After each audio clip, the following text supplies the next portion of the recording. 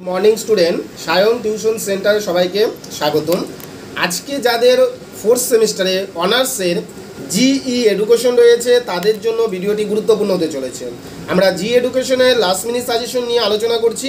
তোমরা এই প্রশ্নগুলো ভালো করে দেখে যাবে, আশা করছি এখান থেকে তোমাদের প্রশ্ন কমন পড়বে। সর্বপ্রথম আমরা 12 নম্বরের জন্য আলোচনা করছি। 12 নম্বরের জন্য তোমরা যে প্রশ্নগুলো দেখবে সেগুলি হচ্ছে স্বাস্থ্যকর জীবনে যোগের গুরুত্ব, অর্থাৎ role of yoga healthy life. স্বাস্থ্যকর জীবনে যোগের কী গুরুত্ব রয়েছে, ভালো করে প্রশ্নটা দেখবে। 2 নাম্বার দেখবে what is the yoga. Yoga বলতে আমরা কি বুঝি? Nature and scope of yoga education, যোগ শিক্ষার প্রকৃতি এবং পরিধি। এই প্রশ্নটা ভালো করে দেখবে। 3 নম্বরে তোমরা দেখবে যেটি discuss the different type of yoga education. Discuss the different type of yoga education, অর্থাৎ যোগ শিক্ষার যে বিভিন্ন ধরনগুলো রয়েছে সেই প্রশ্নটা তোমরা ভালো করে দেখবে। 4 নম্বরে যে প্রশ্নটা আমি আলোচনা করছি, discuss the historical background of yoga education, অর্থাৎ যোগ শিক্ষার যে ইতিহাস রয়েছে সেই ইতিহাস সম্পর্কে আলোচনা করো। 5 নম্বরে তোমরা দেখবে অষ্টাঙ্গ যোগা।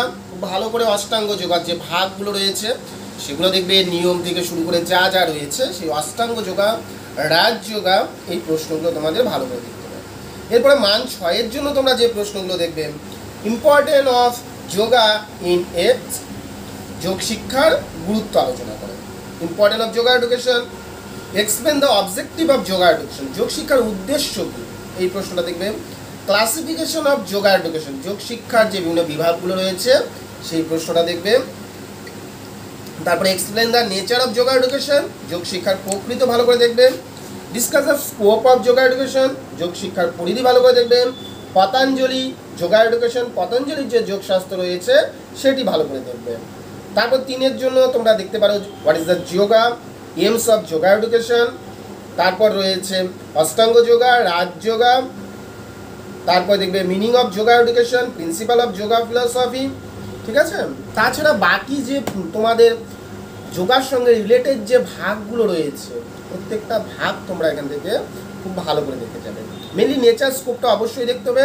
ডিফারেন্ট স্টেপ যে রয়েছে, ডিফারেন্ট যে ক্লাসিফিকেশন রয়েছে, ভিন্ন ভিন্ন যে ধরন রয়েছে যোগার। তারপর তোমার অষ্টাঙ্গ যোগা, রাজযোগা, পতঞ্জলির যোগশাস্ত্র, এগুলো যদি তোমরা দেখে যাও, জি এডুকেশনের সিলেবাসটা তেমন একটা বড় নয়। এখান থেকে আশা করছি তোমাদের প্রশ্ন অবশ্যই পরীক্ষায় কমন করবে। সবাই ভালো করে দেখে যাবে, সবার পরীক্ষা ভালো হোক এই কামনা করছি। সবাইকে ধন্যবাদ, সবাই ভালো থাকবে।